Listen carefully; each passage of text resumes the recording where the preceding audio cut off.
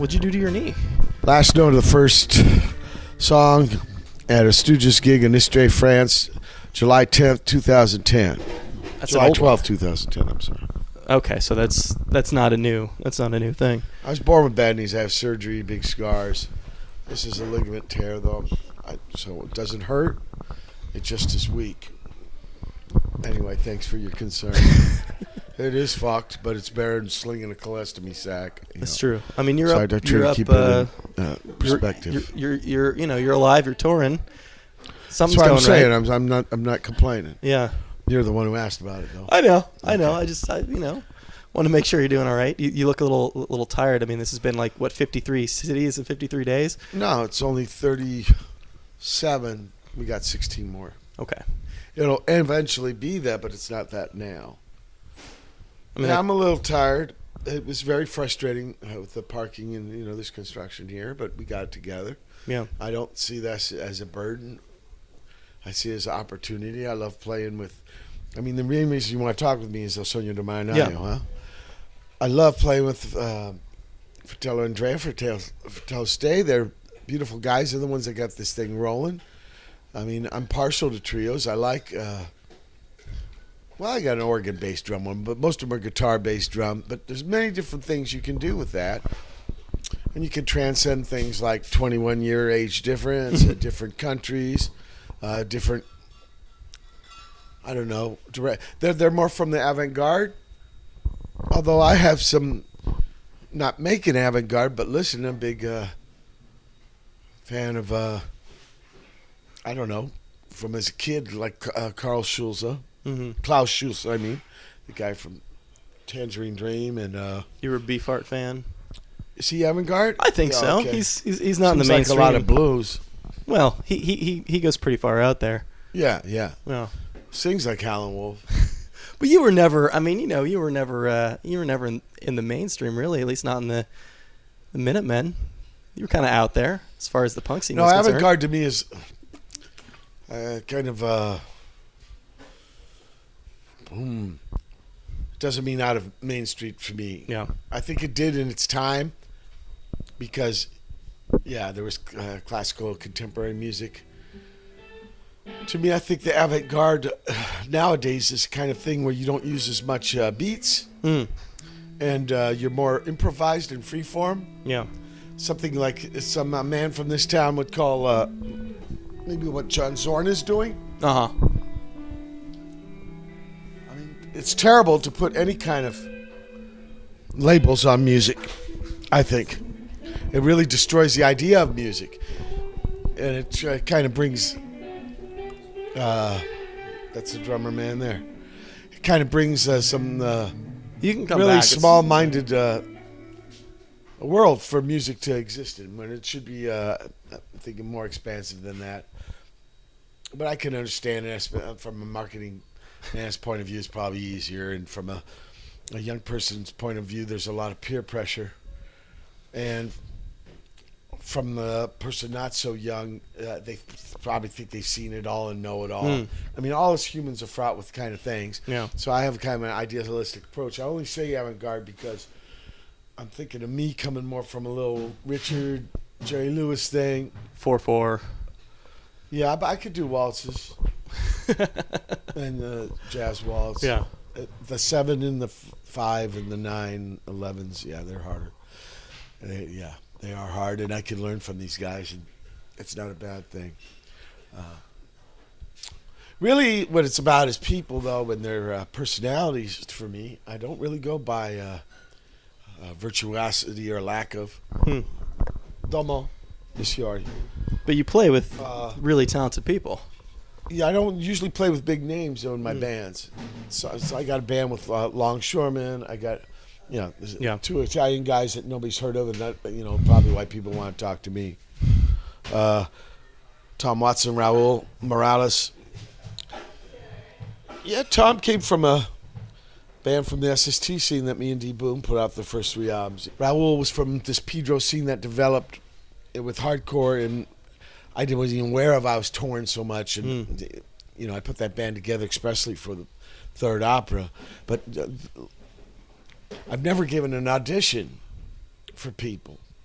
You know, a lot of times the way I meet people is by accident, and if I like the personality, I believe if you practice enough, you can get it together. You can't change personality, so if it's a bad thing like that, no matter how virtuoso they are. Also, part of the politics of this instrument is to, you know, just the way bass guitar is. You look good making the other people look good.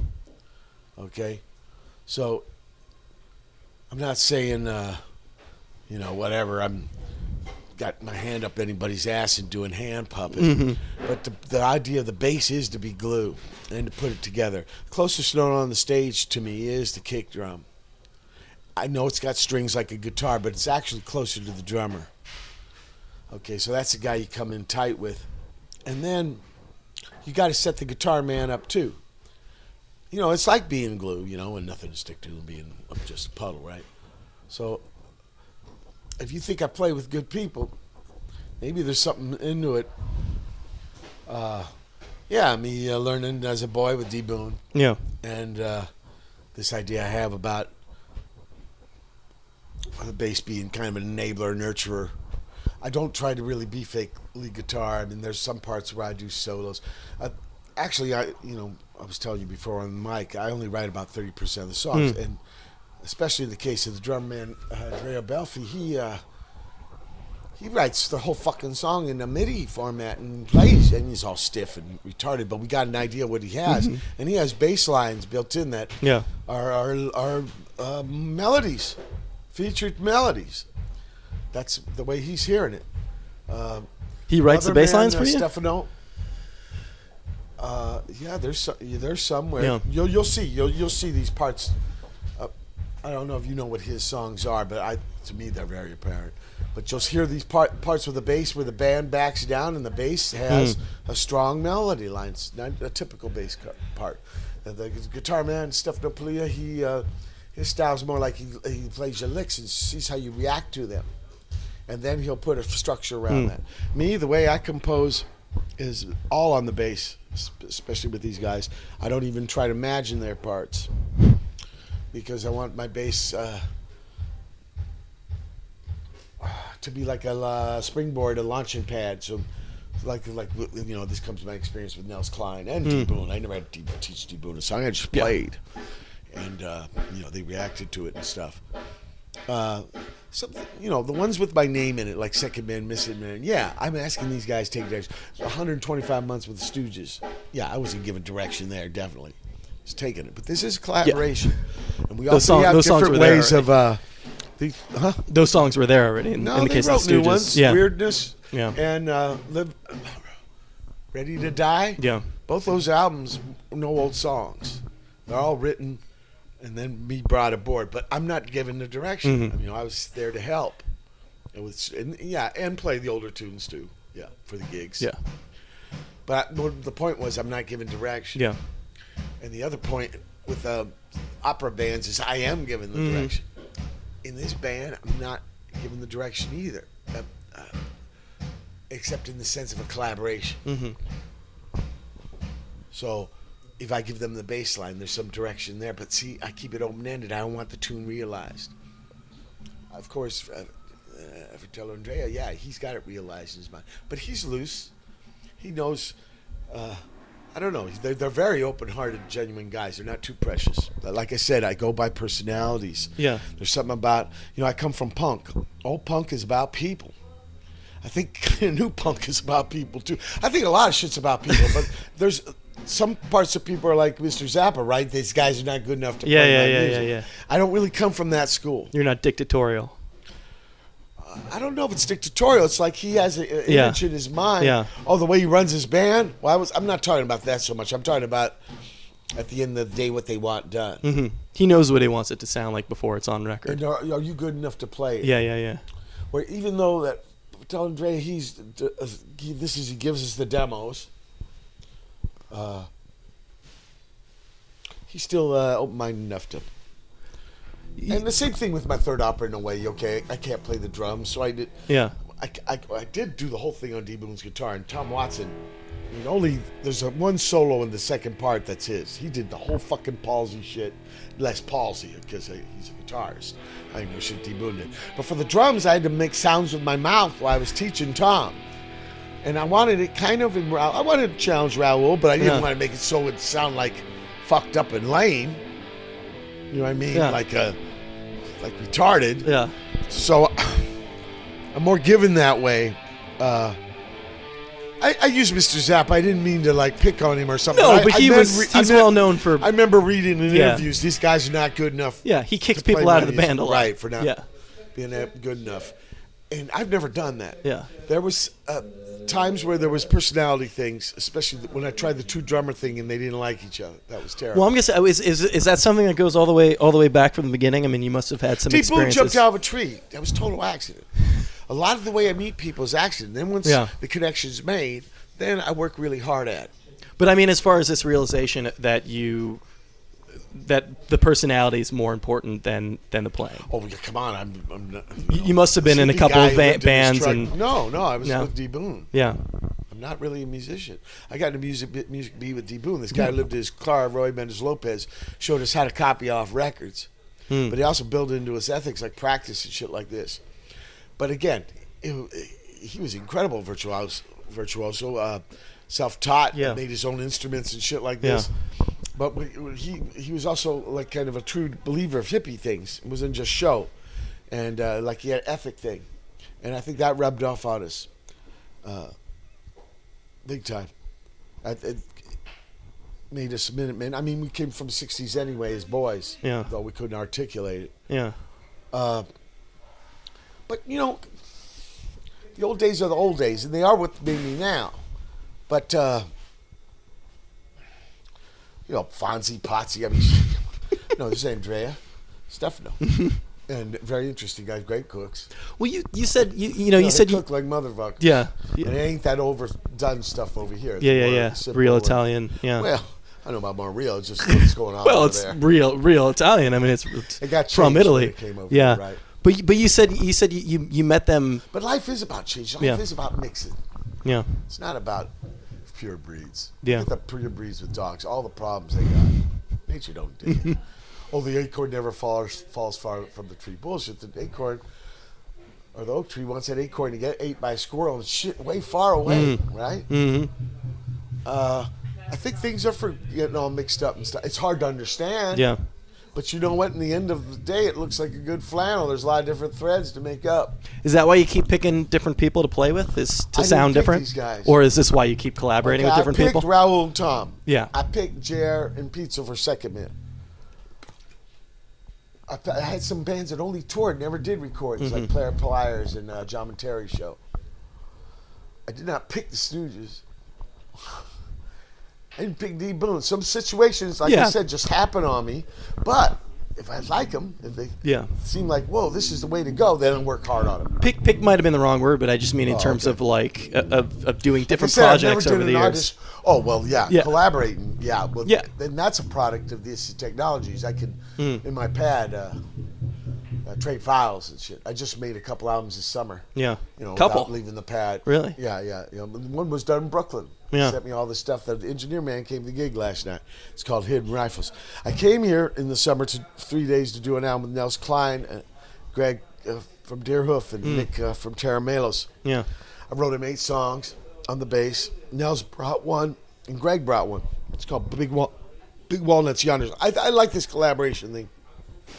Pettibone taught me about Coltrane and bebop, and they were a lot about doing that. But they were doing it in the same room. I mean, this is a different experience, right? This was in the same room. Okay, Big Walnuts Yonder, but Hidden Rifles wasn't. I was I'm just wondering, like, because you did a little bit. I think, like, I read somewhere that you sent the vocals. Yeah. First album. There's Spiel on the second one. But second one's almost only us three. No, it is only us three, and almost all of it done in that bar in December.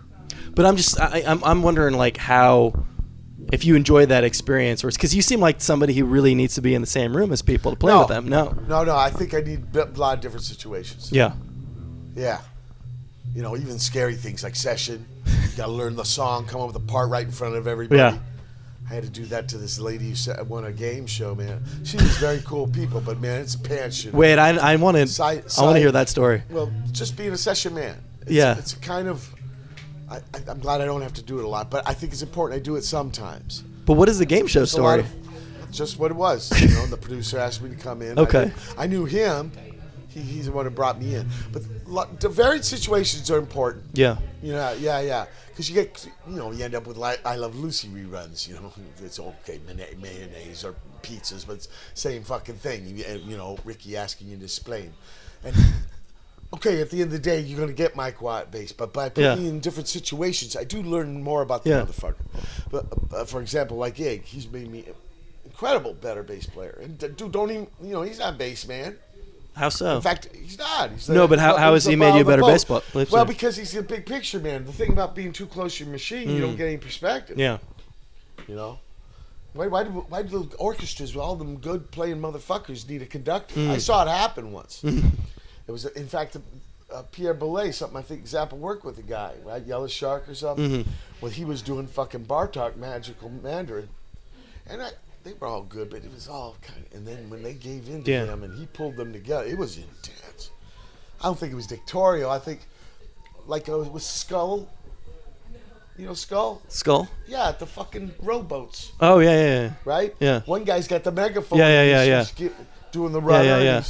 It's not like total dictator. That's just his gig for that. Yeah. Life's about taking turns. He's not whipping him. No, but I mean, it's just his role. They all got, for one thing, to use their legs, they have to go backwards. So he's the one guy looking forward. Yeah. Life's about taking turns. Yeah. You can't learn everything being the boss. Yeah. And then you get all kinds of fucking complexes always being beat down. Was it hard for you to be the boss, to do solo stuff, after you'd been working with D Boon? Totally.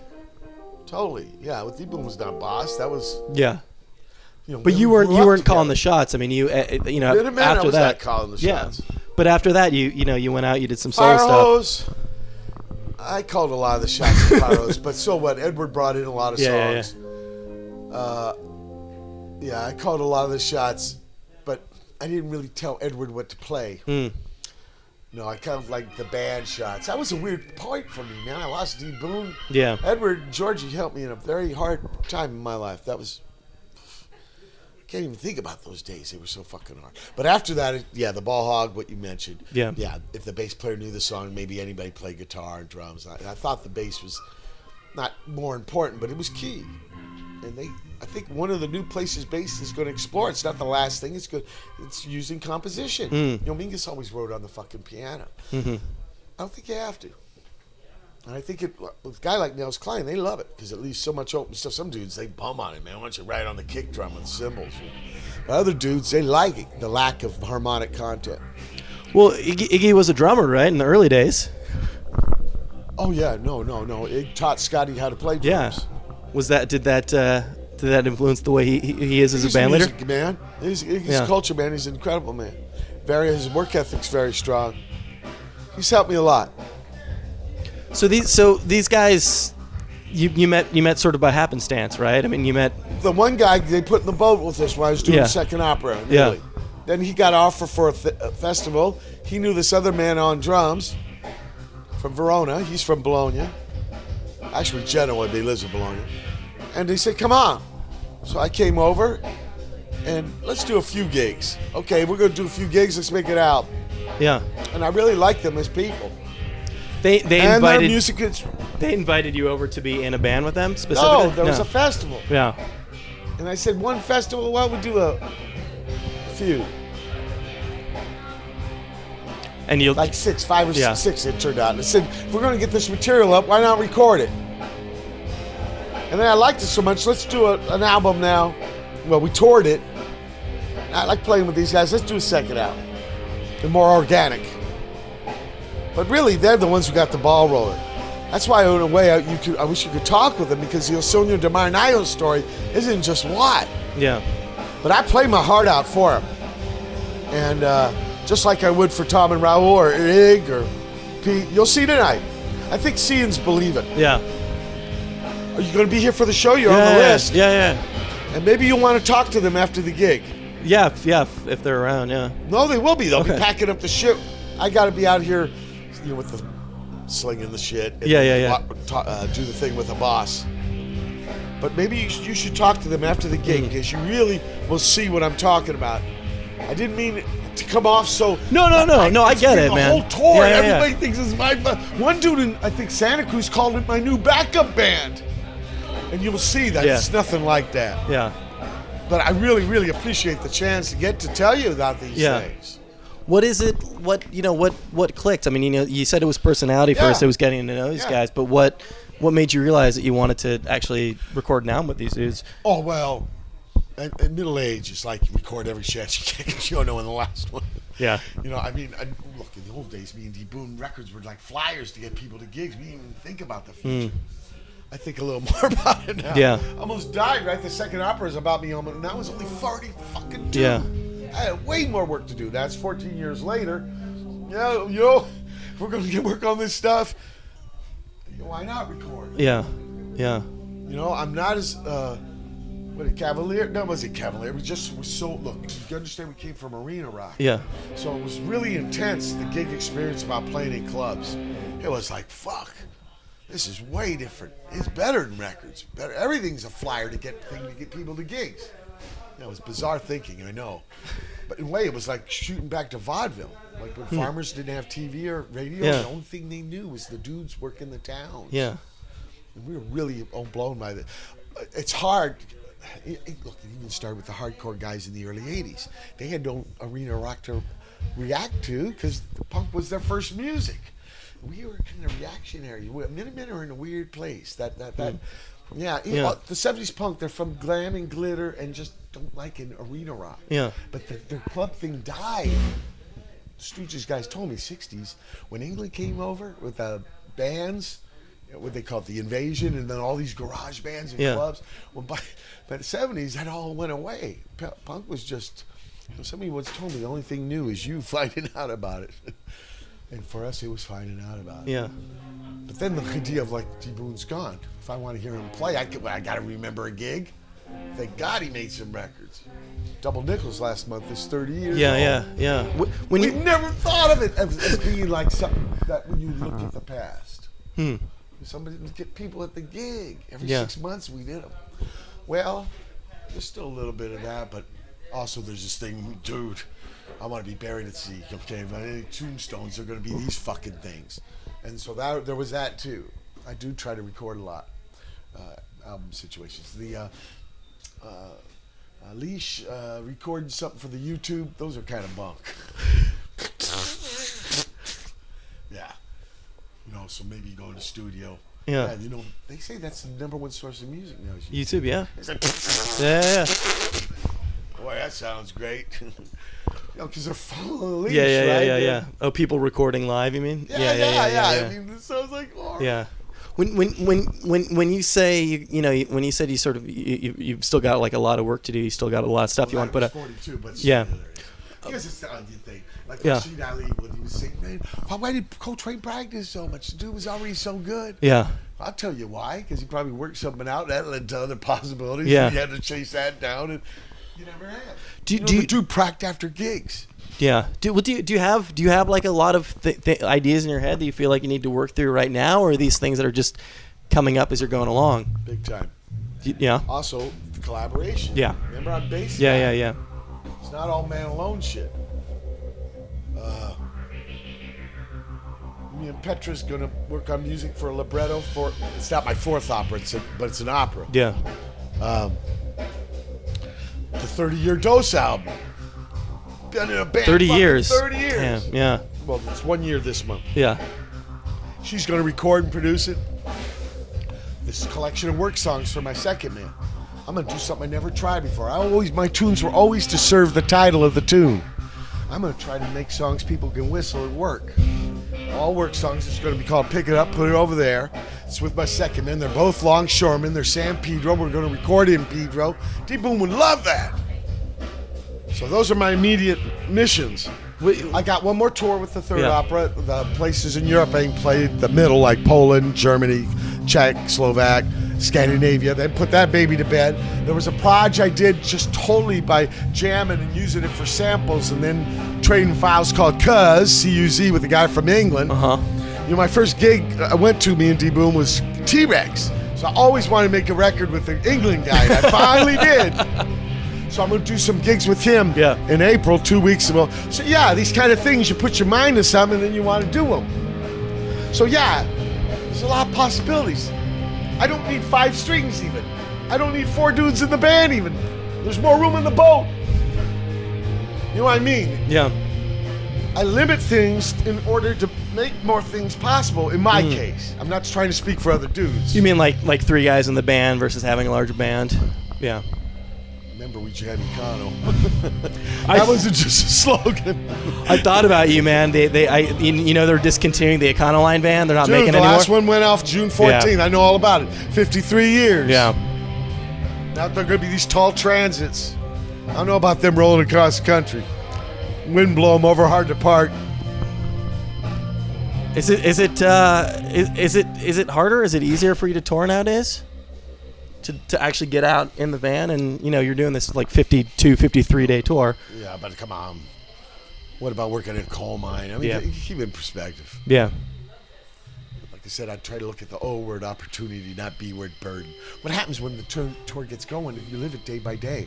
Sun rises, you take it to the town. Look at this. I was in Brooklyn. I didn't even have to drive. I was just going to get in the boat and just do loops. Yeah. Yeah. Okay. So, come on. Keep perspective. You do the sound check, then you do the gig, sunsets, the whiskey gets drunk. You know? It's okay. And I get to play with these beautiful guys. Yeah. And I think people get, well, for one thing, they get to see Europeans that are, I think people think everyone comes from England that does music. A lot do, and there's bad guys. I love them. But there's some other cats, too. Yeah. And they get to see them. And then they get to see our land. So they got the same problem, all just images. They're tripping out, man. So on the West Coast, the Northwest, the Rockies, the Plains, the Midwest, down the Northeast. This is their first time touring the States. And how many times have I done Europe? Finally, I reciprocate. Yeah. I've never brought dudes over. Is their perspective totally different than anybody you've worked with in terms of their history? Talk with them. I can't be speaking for All them right. there. Well, I think so, though. Yeah. Look, here. Yeah. At least this is why I do the fucking tour diaries, MikeWatt.com, right? First-hand experiences. You know? Yeah. They're getting first-hand experiences. Yeah. Maybe some were screwed up, but at least they're fucking first-hand. And that's what touring afforded me and D Boon and blew us away. So if I can pass that down, I owe a lot of debt to the movement. This movement that Lawford, it'd be just me, D and Boon in the bedroom. Doing the Queens. You couldn't even tell what the fucking bass parts were. That's why I wore flannel. I thought if I wore the singer's shirts, he'd still like me. Yeah, my thing is a weird thing. If you look at my thing in music. But it does require a lot of work. Walt Whitman, he never left that fucking poem alone. Book of poems. But I always liked the first part better. But, yeah, I mean that's on, tinkering it. See, I'd rather instead of taking no offense to Mr. Whitman, but I'm glad I get these opportunities where I get to actually these guys can take me places. You get to write new poems. Look how young people are, man. Me and D Boon didn't even know anybody 21 years older, let alone play with them. Yeah. First time I saw that was Pettibone bringing me to see Elvin Jones and Art Blakey and these guys. Yeah, they played with young guys, Max Roach. And you never saw because rock and roll was oriented. Yeah. They didn't look down with Rolling Stones. I mean, it's ridiculous. It's shameful. There's nothing wrong with young people. I think young people these days are more open-minded than ever. Sure. Not the 70s kids, man. We were narcissists. Yeah. Fucking. Nothing's perfect, of course, but. Well, it's kind of neat. It's kind of neat. And instead of tinkering with the Minutemen thing, I kind of did a little bit with the third opera. Yeah. But I wrote about a middle-aged punk rocker. Indeed, we would have never done that in those days. We didn't even know what they were. Yeah. Well, they weren't around in those days. No, they weren't. But I was. I made it. I didn't die. So that's what, because I really wanted to do that music again when I heard it for the We Jam Econo thing. Yeah. I said, man, I want to play that again. Yeah. I got the idea from Wire. It wasn't even our idea, but I like that no filler shit. Yeah. But I didn't want to do a Fonzie Potsy thing. Yeah. So Oh, well, I'll make the libretto about fucking middle-aged funkers. But it's interesting though, because like I know the Stooges did record those tuner records, but they were going out and playing the old stuff. Yeah, but the big difference was like those guys at the 2 Weeks of Pharaohs gigs with their tour shirts. So there's nobody the Stooges ages out there. It's all young people. They want to know where the punk came from. Yeah, but that's very rare. Yeah. Most oldies acts have the oldie audience. I see. Stooges did. They had these young people. Because look, you put on fucking Funhouse, it sounds like it was recorded next week. It don't sound 1970. You put on Grand Funk, it sounds like... Well, the Stooges fucking doesn't sound old. But the Minutemen stuff held up pretty well too, because it wasn't really like it didn't feel... Minutemen. Yeah. Well, thank you for putting Minutemen in the same thing as No, because I think it's like the Stooges in that like... The thing I brought up Minutemen was because the little songs was the wire. Yeah. The short songs, but no, but I'm just saying from the standpoint of like a reason why like Grand Funk, like why a lot of that stuff doesn't hold up is because it was like the production of the time. It was people trying to sound like what the music sounded like at the time, and the Minutemen were. Like I don't know, as far as I'm concerned, from like outer space, when you put them up against a lot of hardcore stuff. Yeah. Well, yeah. Remember, we're not hardcore. Yeah. What happens is those 70s guys burn out and they don't go to the gigs, and we're only playing for the young kids. But we're actually schooled by another place. Yeah. Perubu, pop group. Yeah. Yeah. Well, I found out I met the singer. They were teenagers. Really? And they're what's their big idea? You put Beefheart with Parliament. Yeah. Yeah. Oh, why not? That's what punk was. It wasn't a style of music. It was a state of mind. Do whatever the fuck you need to find your own voice. Yeah. But I don't think that's irrelevant these days. No, it's not. But it's funny that you say that. But like still like a lot of those hardcore bands. I mean, at least in retrospect, sound similar. Yeah, they were young kids. Though. Yeah. And also a lot of testosterone, and they're getting picked on in school. Yeah. So there was a lot of social pressures. Mm-hmm. Like 2 guys coming out of the bedroom and letting the freak flag fly. We didn't have those pressures. Yeah. In fact, anarchy, right? No coercion. Yeah. You just go for it. Yeah. The Fall. I mean, we're listening to these whack bands. Yeah. Nobody sounded the British like each bands. other. Yeah. And even U.S. Nervous Gender. Sure. The first band to sell out the whiskey, the Screamers didn't even have a guitar. I mean, it was pretty wild. Yeah. No Mercy, right? It's just a drummer and a lady singer. But I guess anything you get, Suicide. Yeah.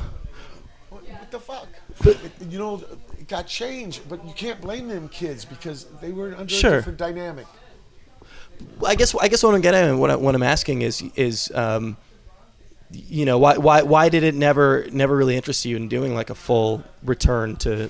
I mean, you touched on them a little bit, but why didn't it interest you in doing a full return to playing those? I mean, obviously, like D Boon's not around anymore, but I show him respect. And Georgie's still around. I got fucking shit all over him too. Come on. But I used a little bit. I wrote all D Boon's guitar, but I that's too shameless. Yeah. For me. Yeah. I'd rather take chances with some guys from Italy. Yeah. Tell me about the shed. Tell me about that recording. Like you guys literally recorded in the shed. Well, no, barn. The barn. And the farmhouse we stayed next to. Yeah. How did that recording scenario come about? Yeah. Yeah, it was happening. Yeah. I never left. They cooked every chow for me. Yeah. It was intense. I'd never done something like that before. Was there something appealing in the idea of just like not being able to leave? Yeah. I could have probably asked him, but I didn't want it. Yeah. Because I'd never done that before. Yeah. It was trippy. Also, man, no prac. We live in different countries. Drummer man lives in Berlin now. Yeah. So, man, we had to like develop each song, spend the whole day getting it together. Yeah. How long was that recorded in? 8 days. 8 days. We did 12 songs. 2 songs was on the record songs in 8 days. single. Yeah. And you're happy with how it turned out? Yeah. I mean, I always hear my clams.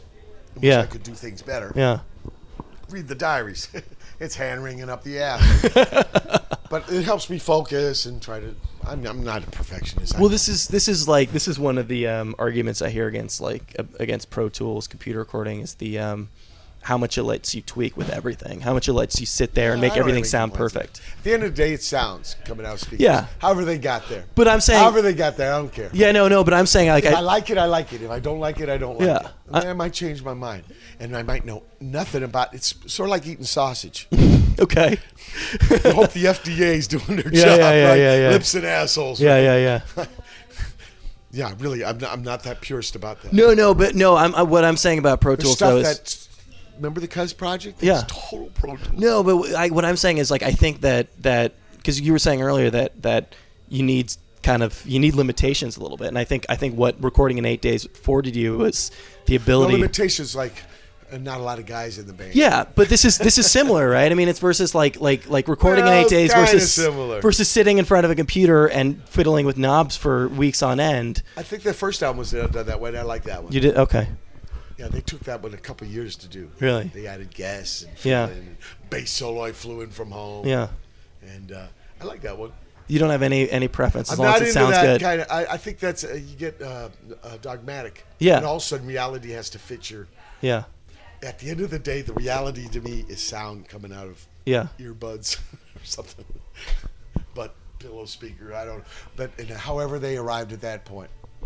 Do you hear Right Going On by Slide? It's all fuzzy. Mm-hmm. The motherfucker overdubbed and recorded so many times he was starting to magnetize the tape.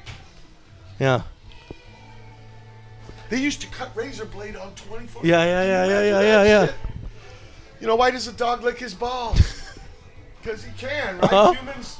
So I ain't going to get into that. To me, it's too much limit on freedom. Yeah. Freedom. I hate using that word. But whatever. Non-coercion.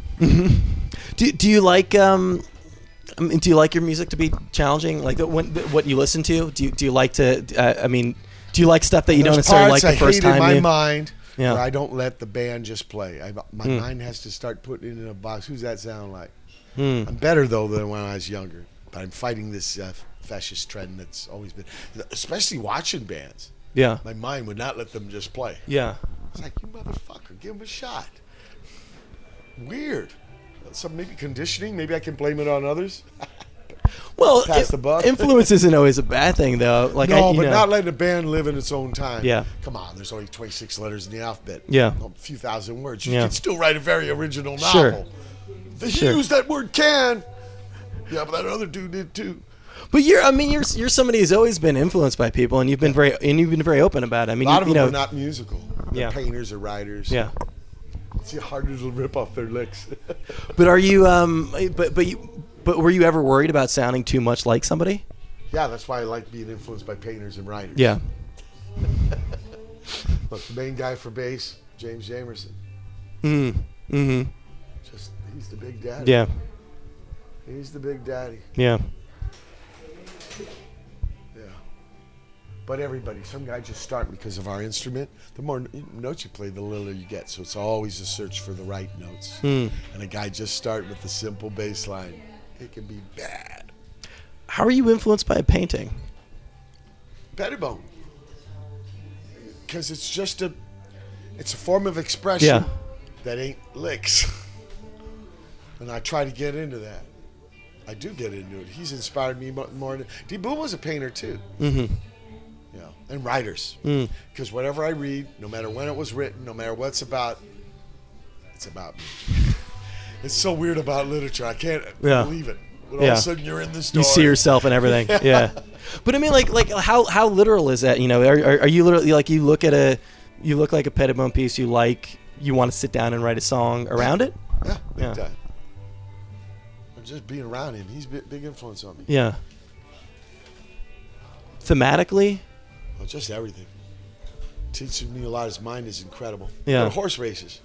Races. Yeah, he knows all the trainers, all the jockeys, all the lineage of the only bet $2. Just being around him, man. And then it's the thing like Ulysses where everything's connected. Yeah. You know? Yeah, it's one day in life between a man and his wife, right? Yeah. And this other guy, this young guy, Yeah. whose theory is he's Hamlet's son. Shakespeare was Hamlet's father. Yeah, and what's his name? Mulligan Bunny. You believe that? Yeah. No. Okay. You know, if you want to get reductionist about shit, it's hard to get reductionist about Joyce, but or anything really. Yeah, that's the point. Yeah. But in the other way, maybe you have to, like when it comes down to humanity. How inhumane we can do, like my third opera, you know? Yeah. Middle Age is about reconciling many things, but some things can't reconcile. In humanity, we do to each other. Yeah. It's just like, wow. Fucked up. So, Walt Whitman, right? Them 12 Yeah. poems. He's going to try to stop the Civil War. He thought dudes were going to whip this shit out at lunchtime, on the farm in the factory, And hey, yeah, let's keep the country together. He had to put it out himself, DIY, 1855. Hardly anything's new. But see, we're all born different. See, I'm pointing at a thumbprint. At the same time, so much common ground. Yeah. That's the dangling duality. That's what art's for. That's what that fabric. It's a non-way to get us together without some fucking boot on our throat. Each other's boot, taking turns. It's interesting that you bring up the Whitman example, though. I mean, did you ever feel like... Do you think music can genuinely change things, can change people, can change politics? I'm Minuteman, fuck. How do you mean? What do you think them songs were about? No, that's what they were about. We played Come to Atlanta. Yeah. And because summer tour, our first big one, and we cut our hair off. Yeah. Yeah, well, the guy asked if we were Nazis. I mean, listen to the song. Yeah. But it's one thing writing a song about something. It's another thing thinking that song is... with Minutemen, what D. Boon called it, thinking out loud. Yeah. They weren't just songs. Yeah. If you would meet us, in fact, all those punk dudes were like that we met in Hollywood. They were bizarre.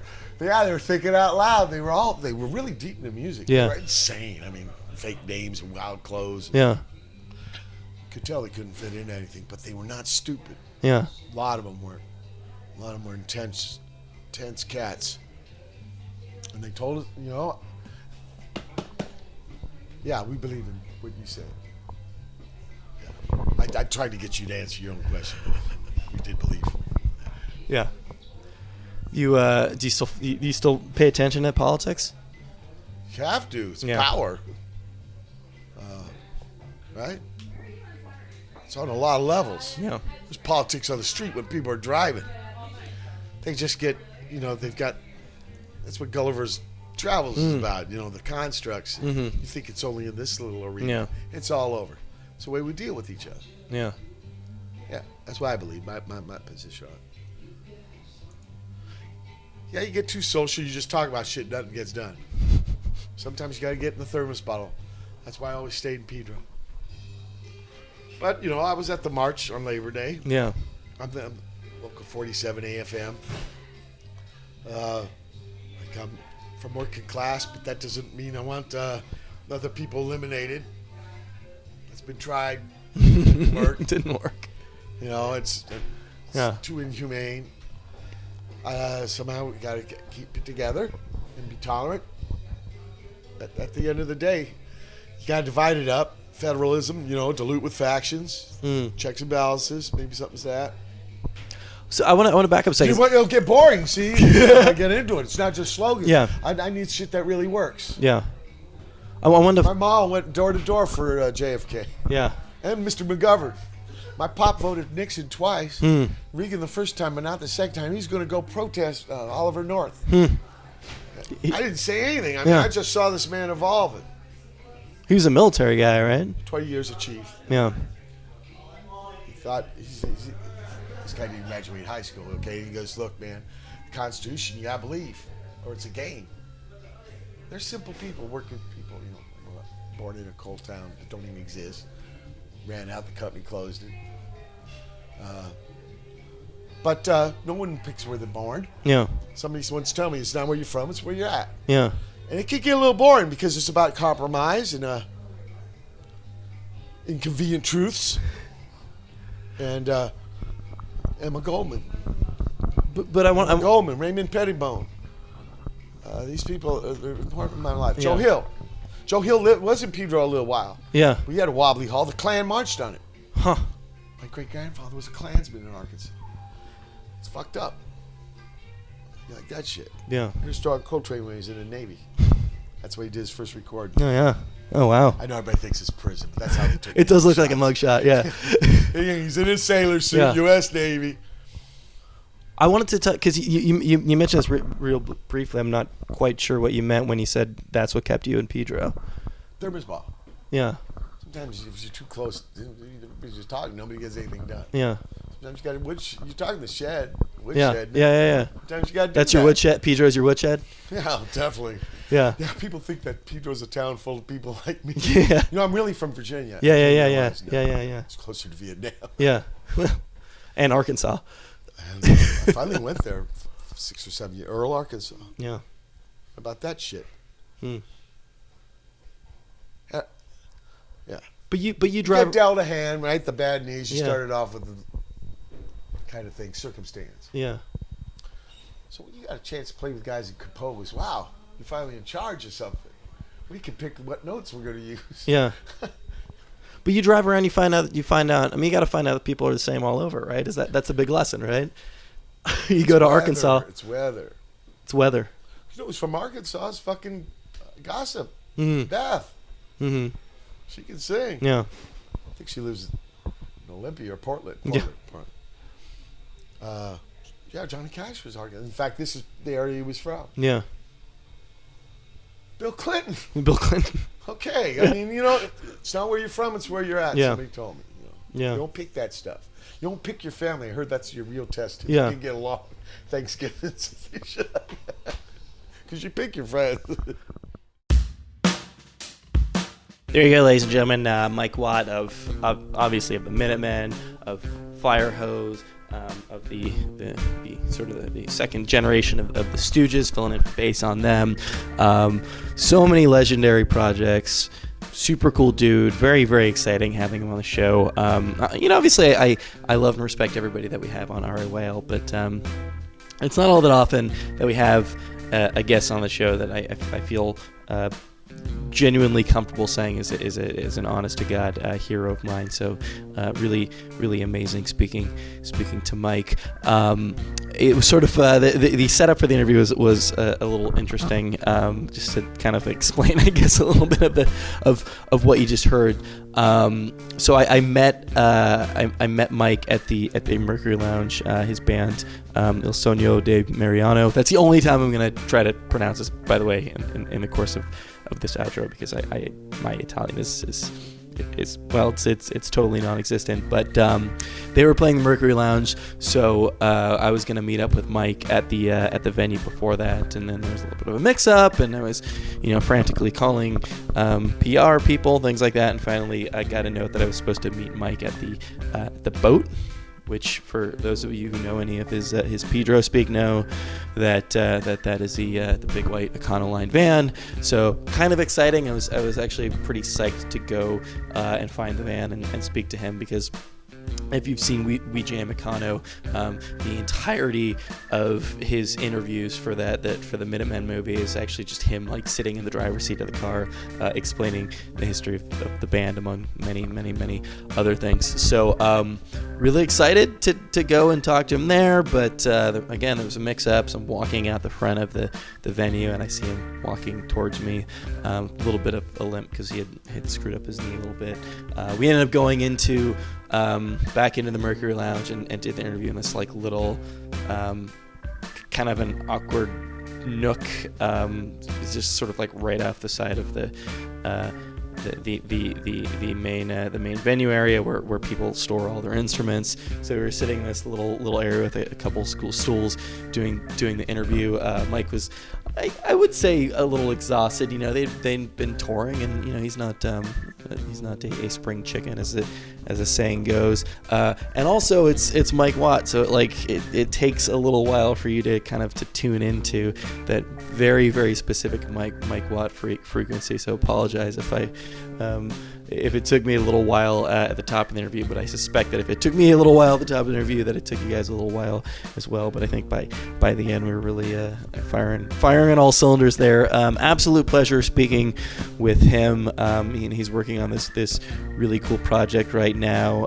He's got a second album out by them. It's him and he's in a trio. It's him and two young dudes from Italy, and he was like very, very insistent that I speak with him. He was super surprised that all these people just wanted to speak to him. He he couldn't really grasp that, which I thought was terrific. And B was very insistent I speak with him. Unfortunately, had to drop before the end of the night and run to another commitment, so wasn't able to do that. But hopefully you got enough context from this interview, and obviously if you are a fan of Mike, what he does, you're going to want to check that out. As with everything he does, it's very fascinating and uniquely individual in its own right, and therefore worth checking out. And of course, if and when he comes to your town, absolutely go see him in the band live.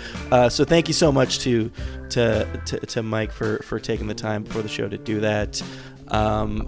Thanks to Brian, as always, for editing this thing together. Thanks to everybody at the Boing Boing Podcast Network. If you like this show, there's a lot of other fantastic shows over at the Boing Boing Podcast Network. You can check them out over at boingboing.net. You can check them out over iTunes. And while you're at iTunes, you should take the opportunity to rate the show if you liked what you heard. And I assume that you liked what you heard, or at least are tolerant of what you heard if you're listening this far into things. And you can send us some feedback. We've got an email address. It's rylcast@gmail.com. We've got a Tumblr that's also rylcast. That one's .tumblr.com. That's the first and the best place to check out to check out the show. You'll get it there before you get it anywhere else. So many good shows lined up. I can't wait to bring you the next one. We'll be back. We'll be back this week. Next week. We'll be back next week. We're here right now. We'll be back next week with another episode of RIYL.